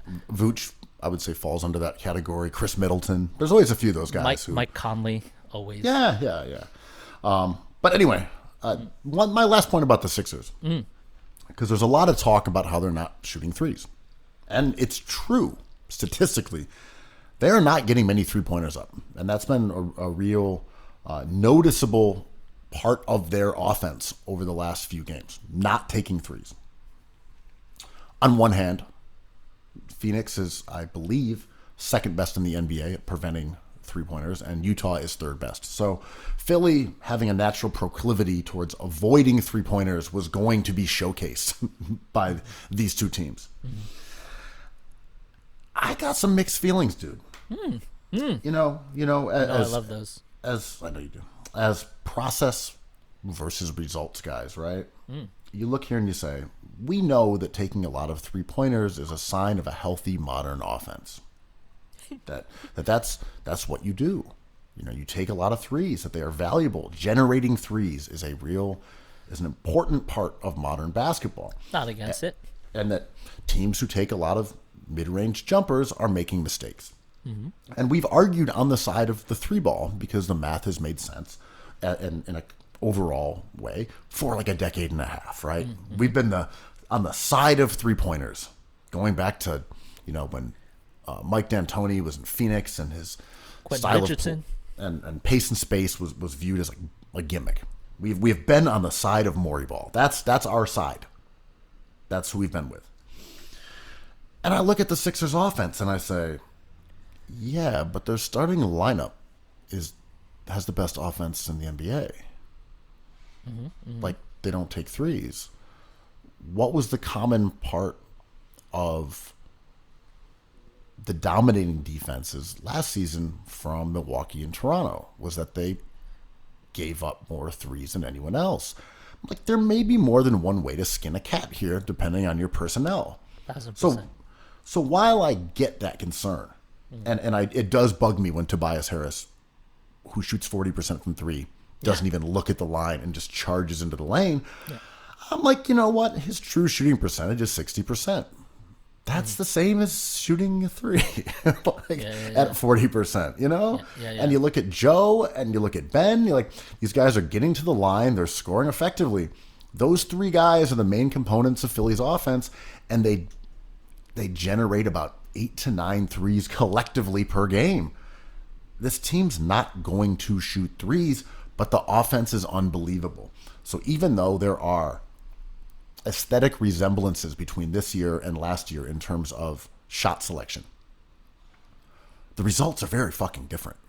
The Sixers are crushing it with their starting lineup. Crushing it. Even the last games when they didn't shoot threes. Against Utah, no Joel Embiid. Offensive rating of 120. Yeah, I was watching the offense was great last night. They just didn't get any stops because Jordan Clarkson is better than Jason Tatum. But, we have to look at the Sixers' results versus the process to make sure the process is okay. And right now you look at it and you say, process is great. They're getting to the line a ton. Ben, Joe, and Tobias are scoring effectively. Seth Curry is scoring effectively. And Danny Green is scoring okay. And, that starting lineup... You still there? Yeah, I'm transfixed. That was a weird staticky thing that popped up. That was odd.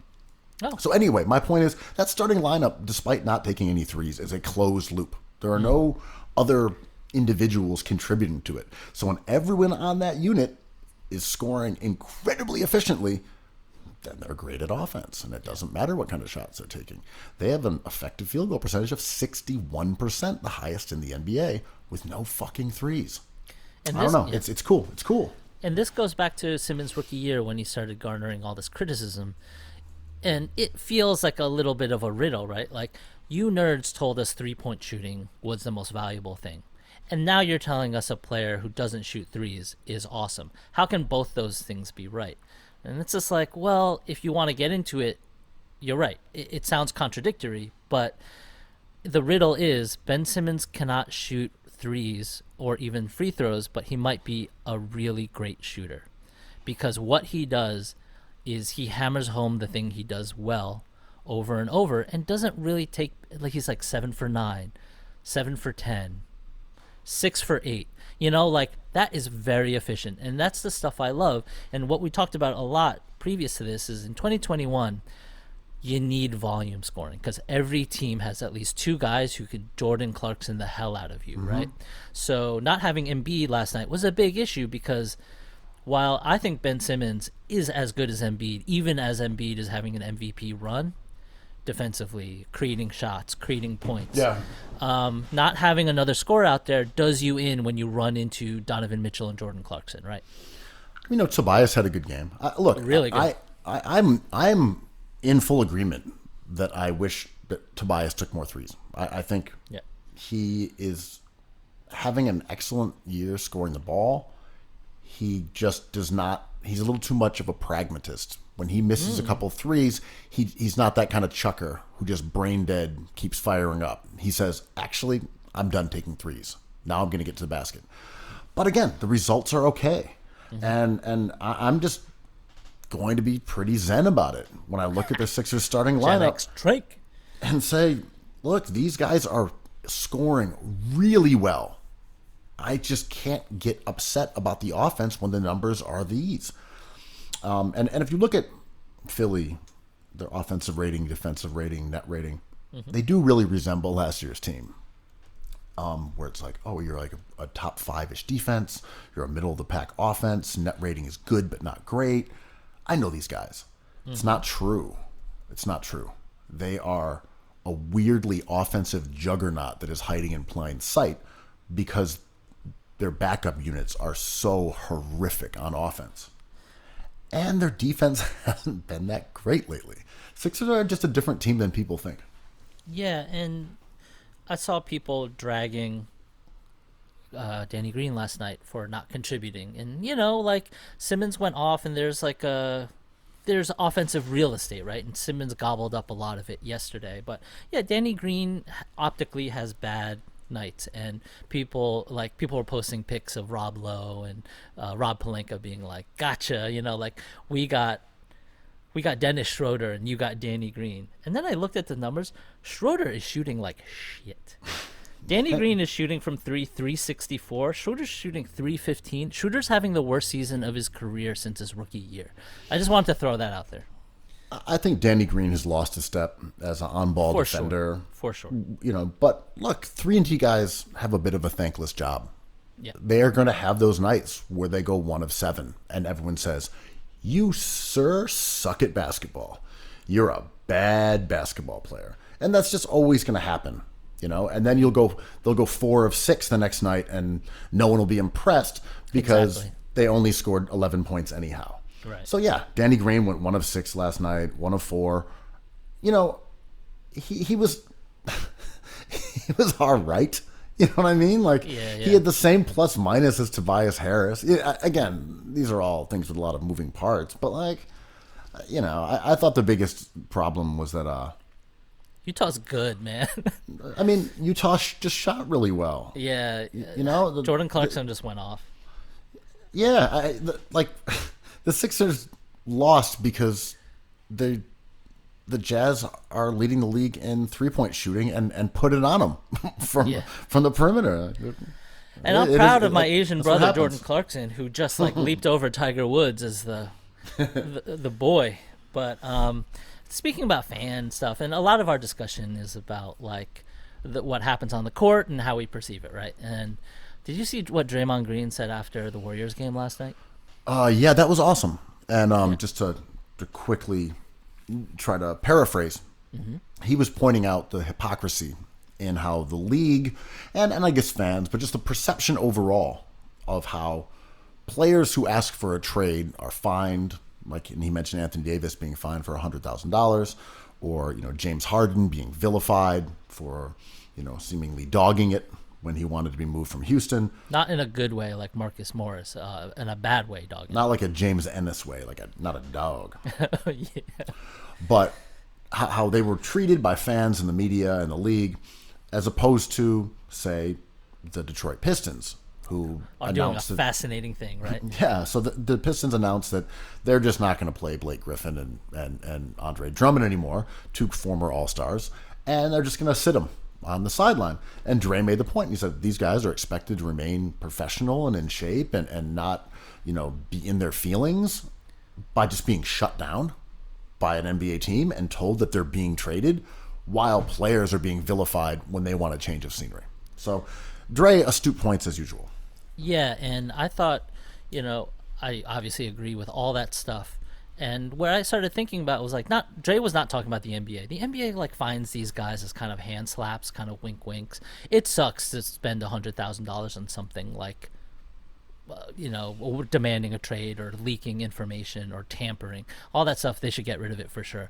But he was talking about fans, right? And what we do with Kyrie Irving and James Harden. We need, myself included, we need to chill. And we always say, if every player went to Las Vegas to the strip club and it was as good as James Harden, let's go. Put a strip club in the arena, because it's working for James Harden, and any team who gets him would be lucky and blessed. And sometimes you just gotta press that button. And I think me and you are both player empowerment guys, and it makes the league a better place, I think, and a healthier place. And I have no problems with the Pistons sitting these guys. It is a strategy. They don't want they want to keep their trade value alive. They don't want to put them out there just to go through a song and dance. They are doing the process, but just accelerating it, being we're not just trying to create value, trade value. We're trying to lose games, but we're just showing you how the quickest way to do that. Will the NBA send the Colangelo family to take over? I'm waiting, because Hinkie did this with Joy, and Detroit's not doing this with Joy, but I have no problems with them actually doing this. I mean, I thought he was speaking to fans and the NBA, because I think he was saying if the NBA is this governing body, which we both fall under that, us being players and them being teams, whose league is this, right? It is. We know that the NBA is just the owners' collective. So the fact that they would seemingly take the owner's side on this, or say that the owner's behavior is acceptable while players is not, is because the NBA is literally a collection of owners. Of course they're fine with this. So I think it was, to your point, he's talking about the NBA's behavior, which the NBA is well aware of, because this is the behavior they want. They want to be able to bench people and say, you're getting traded, deal with it. Stay in shape. Get on the treadmill. We're trading your ass until you're ready to go. But while also being deeply horrified and offended when a star says, I don't want to play here anymore. And claiming grievance and victimhood when a bad man like James Harden says he wants to be traded. And I don't even blame fans, because this is just how to participate, right? We have to have villains. And, you can hate an opposing team as much as you want, but there's no rivalries in the NBA anymore. So you have, and if the league is more about players than teams at this point, which I think it is, a fan, it just helps us enjoy the thing by creating I don't agree with the way James Harden did that. And I think where Draymond Green was, he meant right but was wrong, was how we don't blame teams for these actions. We blame players. We blame teams. We've been on Boston forever. We blame Celtics and Sixers have been blamed for this kind of behavior endlessly. Like the Knicks too. Like there is a lot of shame going around, but it's just the way we have to. This is just what this is, right? Yeah, I think. I mean, he was speaking to fans and he was pointing out the hypocrisy of the NBA. Yeah, I think that's the best way of putting it. Mm-hmm. You know, he was. I don't know that he was speaking to the NBA other than to say, I see this. I see what you're doing. I see how this is unfair, and I'm calling it out. But I'm speaking to the fans because fans do naturally take the side of ownership traditionally. It's like an American thing. Are you a good worker, right? Are you loyal?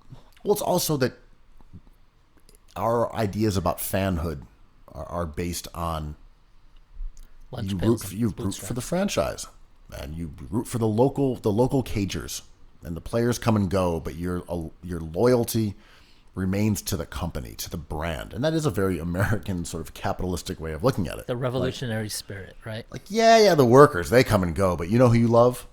The brand, Zip Car. Like, it doesn't matter who's driving it. It doesn't matter. It's a company that you love. So, Cookie soups. Whoever hosts it, no one cares. It's just that brand, that unstoppable locomotive of a pod.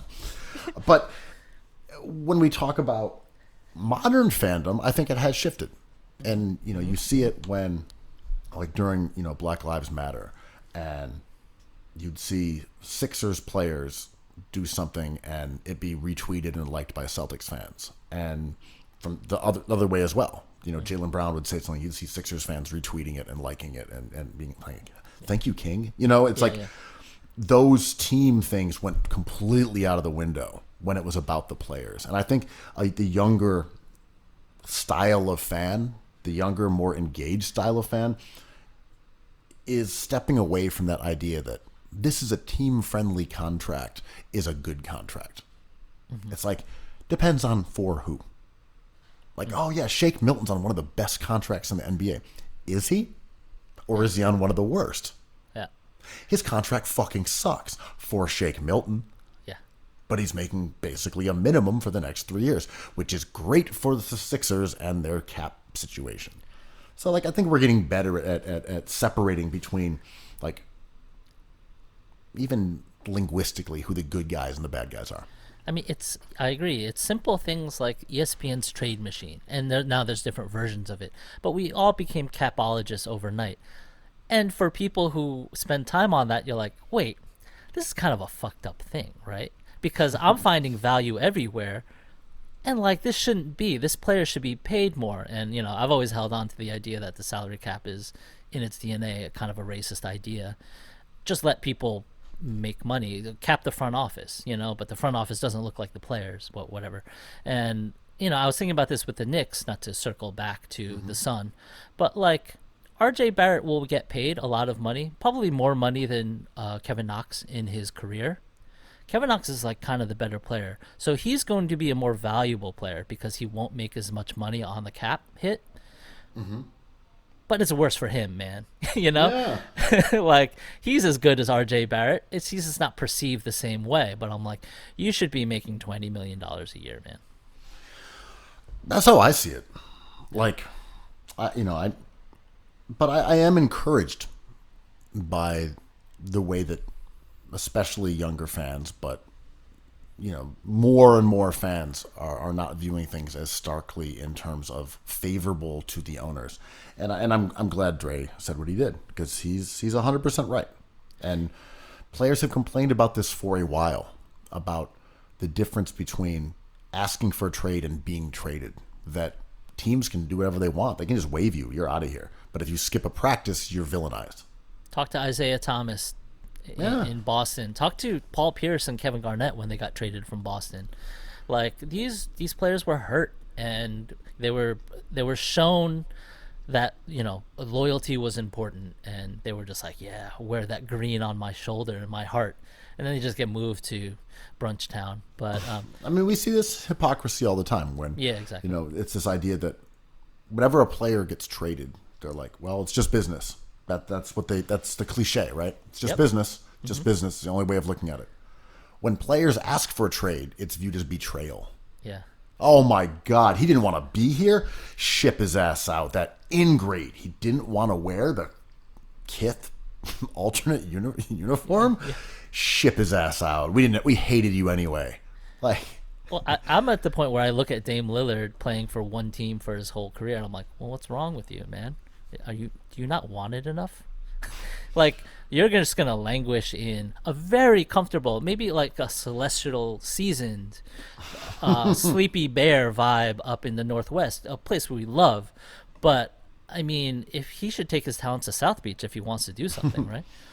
well, I thought Weber on Zach Lowe's podcast had an interesting comment about Lillard, and he said at the end of his career he's going to be called a loser.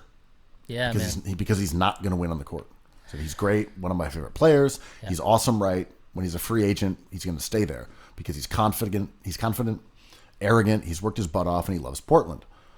But if Portland doesn't win, he's going to have this fire burning. That was how Weber said it. And he's right. He's right. And you're damned if you do, and you're damned if you don't, because Paul George has been expertly hunting the best opportunity to win one, and he's like persona non grata, right? Like, he's just not viewed in the same way Lillard is, but they're both screwed in the end. It's like they couldn't do it. I'm like, they could do it. They just didn't do it. And yet, of course, he's never actually left a team in free agency. Yeah. Like Paul George, that unfaithful cur right. has literally re-signed with every team he's ever been on. Yeah. With a long-term contract. And it's interesting coming from Draymond Green as a source, right? Because it looks like he's going to... There's rumors always that they should trade him, but that's from the fans. I think he might stay in Golden State the whole time. And not to... I just want to, like... Draymond Green is so interesting, right? Because on the court, we definitely think he's a genius. But he's like a ball puncher. He's got, like, his best meme is, like, him falling asleep with his eyes open at the podium after a huge playoff game. And he straddles like so many extremes that I think are interesting. Like, I don't love his trash talk. It's not the most convincing. I don't know if he has cipher skills or not. But he is consistently smart, right? Like, he's kind of brilliant. And just being vocal about this isn't enough. And just being emotional about this isn't enough. I'm like, oh, he's circling something else too. Like, he's not just a straight line kind of taker. He was talking about a whole bunch of stuff had to do with like the BLM bubble protests, about ownership versus or governorship versus players' rights. Like, all this stuff is bubbling, and it's interesting. It's not surprising that he is like hyper aware of it. Whenever Dre goes on TV, whenever he tweets, I think we can be satisfied that one of the greatest basketball minds is speaking. Yeah, for sure. His takes are always insightful. Even if you disagreed with him, they're insightful, they're thoughtful. His command of, spatial understanding of the game and how things work are fantastic. And, there are times when he said things along the lines of like, well, most people don't know shit about basketball. I'm like, it's probably true. Yeah, not compared to you, for sure. Yeah, that's true. It's true. And I think he will be an incredible broadcaster if that's something he wants to pursue, 5 years from now when he's likely out of the league. He should be in the Players Union, right? Or some part of that. Players Union, on television, whatever. He is an interesting voice in a way that the sort of 90s, want it more boomers are not. Mm-hmm. Because he's kind of like radical at the same time. And funny. God, did you see that clip of him owning Marc Gasol? Remember, he was at the, someone was shooting a free throw for the Lakers, and he goes up to James Weissman, I believe. It's just like, I saw you down there. You got to be ready for this pass or whatever, Yeah. And Marc Gasol's down there. I like you over Gasol. Like, you and Gasol, I like you over that. And then Gasol steps into the frame, and he's only been like 2 feet away the whole time. Like, I asked you this via text the other night. Do you have to kind of be an asshole to be a good defender? You have to be like a troll, right? I mean, a rapper, like know how to get. I think there's like mental trolls, there's talking trolls, there's shit talkers, there's ones who are like physically annoying. Avery Bradley is someone that I think his actual defense is debatable, but players seem to really dislike going against him. Sure. Because he plays really in your face, like chest to chest. He's just annoying. And like you look at the results, he doesn't really shut people down, doesn't generate tons of turnovers, but it just sucks. Klay Thompson too. Going against him. Yeah. I mean, Klay's they're good on-ball defenders, but it's hard to know, like, are they actually good at being on-ball defenders, or do people just dislike when Avery Bradley is 3 feet away from you, breathing his hot breath into your eyes? Are you like, fuck off, dude, just get away from me? And he's like batting at the ball. Like, you can get around him to score. He might not be good, but he's just annoying as a presence. So maybe my reverse question, which is the same question, is, can a good defender kill him with kindness? Like, can you be well-loved and an elite defender? I mean, there is something about, like, Simmons is cold, Kawhi is cold. Yeah, dude. It's like, I'm looking at the guys who are, like, the very best defensive people players. Don't like Gobert at all. Smart's a troll. Gobert's a troll. Yeah, you might be onto something. It's hard to be beloved when you turn the game into shit. Yeah, and this is what I love about villainy, right? Like, I kind of can get with people going at James Harden because there has to be a villain. If we have no villain, then we're not doing anything. It's hard to, I mean, I fully embrace New York Knicks relegated nihilism, but like, I get it when people are angry at certain players and when people are angry at Draymond Green for saying this stuff, but it's just, he's right about it. I mean, yeah, I look at the guys who we view as being fantastic defenders, and they are all annoying. I would say Tim Duncan is an interesting counterexample. Good one. Because he has said that he trolled people by not responding.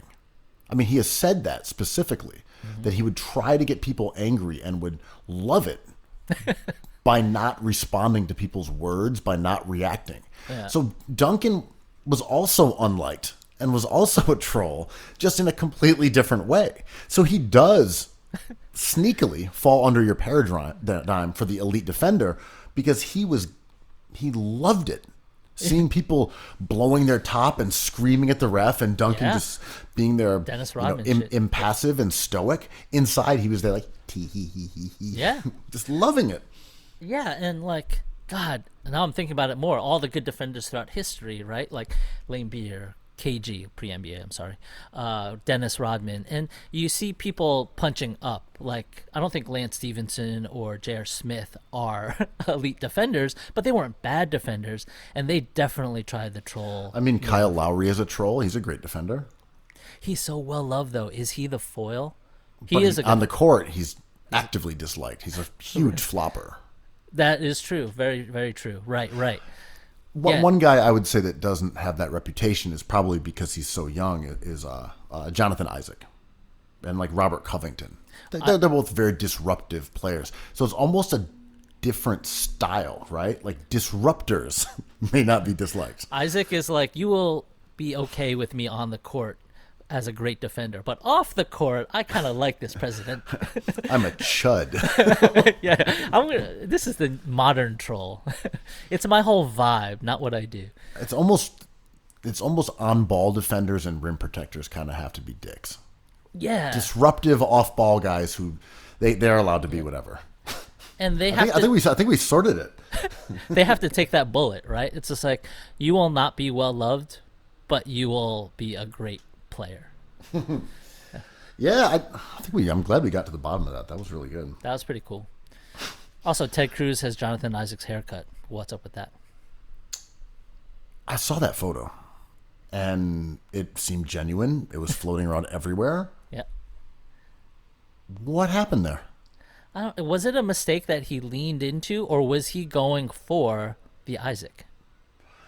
I was trying to figure out if he disliked, the gray sides of his head, the wings there, if you would. Oh, right. He does have those soprano wings. Right, and he didn't like them and was like, go shorter, and he was like, oh, man. Or even he did it himself, that he had like a beard trimmer, and he was like, yeah, I'll just take a little off. And he was like, Oh no.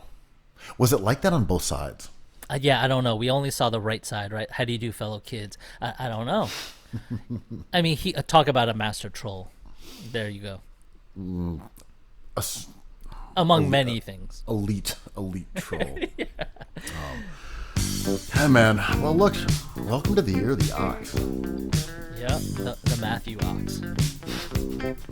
Cookies. I love cookies.